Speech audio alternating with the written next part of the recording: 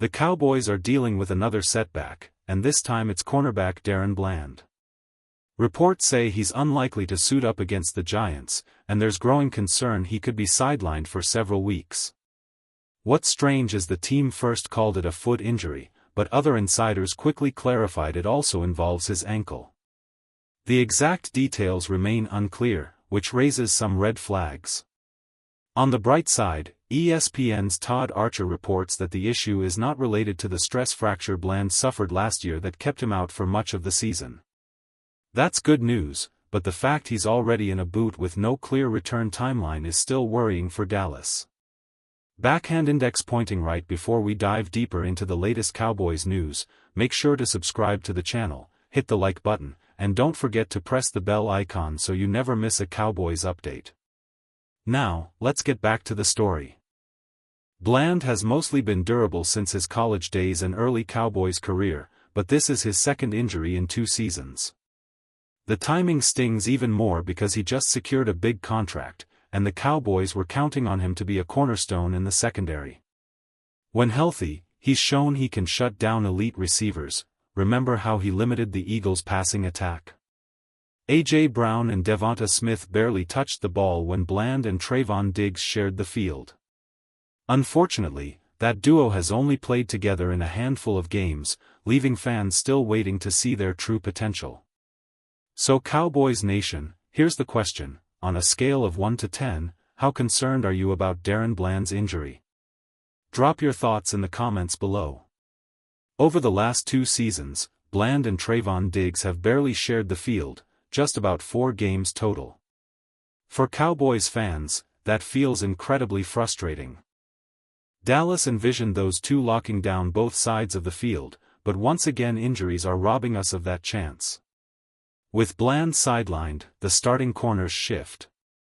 Trevon Diggs is set to play, and CeeDee Lamb will take the other outside spot.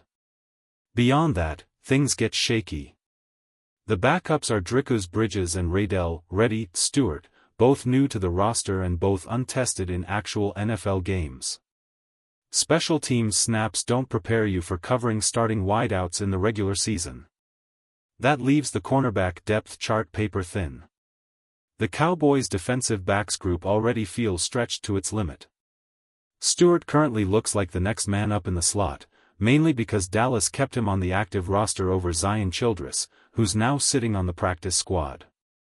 Childress could get called up, but the reality is this: the Cowboys are heading into a divisional matchup with almost no proven depth behind Diggs and Elam. It raises the question: should Dallas consider adding another cornerback from the outside before things get worse? The Cowboys face a real dilemma at cornerback. While Raydell Stewart and Zion Childress both flashed potential during camp, neither has ever played a meaningful NFL snap. Banking on them to handle significant roles right away carries serious risk. And with Week 2 already here, Dallas doesn't have much in the way of alternatives.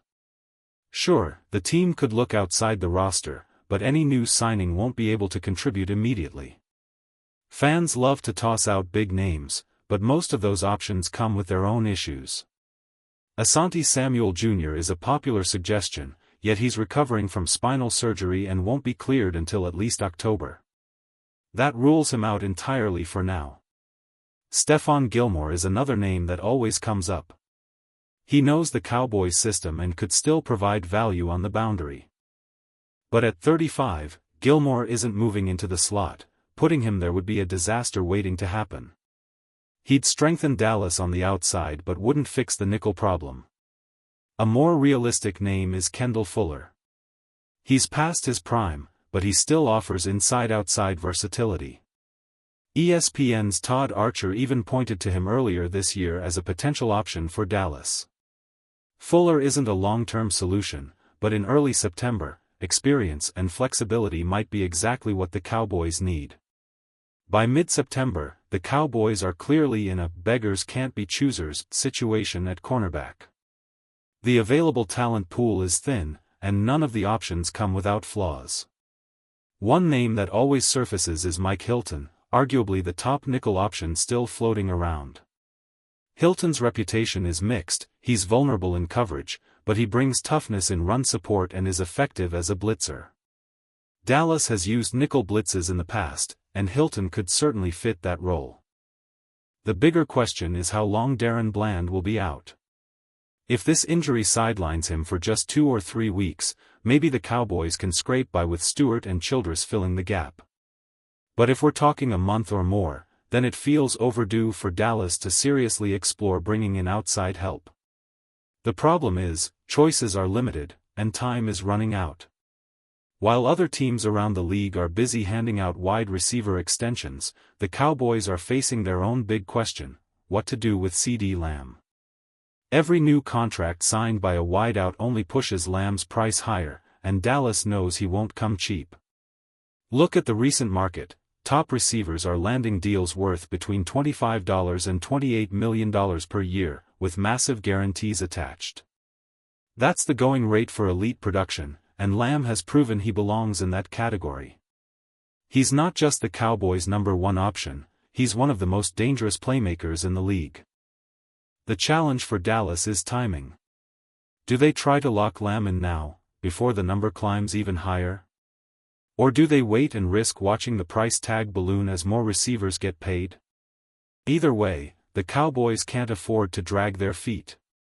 Lamb is too valuable to the offense, and keeping him in a star helmet long-term has to be a priority. When it comes to contracts, the Cowboys aren't dealing with a George Pickens situation, they've got even bigger names to handle. The front office has 3 massive decisions looming: CeeDee Lamb, Dak Prescott, and Micah Parsons. For Lamb, the projected wide receiver market sits near $28 million per year with more than $70 million guaranteed at the top end. That's the neighborhood Dallas has to be prepared for, and every new deal signed across the league only strengthens Lamb's leverage. Dak's situation is just as pressing. His contract structure makes it nearly impossible for the Cowboys to let him play on his current deal without an extension or restructure. And then there's Parsons, who is set to reset the entire defensive market when his payday arrives. The Cowboys can use the franchise tag as a short-term safety net, but that comes with massive price tags, close to $30 million for a wide receiver, and even higher if you tag a quarterback a second time. Dallas has options, but none of them are cheap. This offseason is shaping up to be one of the most expensive in team history, and the front office will have to decide which star gets taken care of first. The Cowboys also have to think about the franchise tag as a tool, but realistically, that's not a long-term solution for their stars.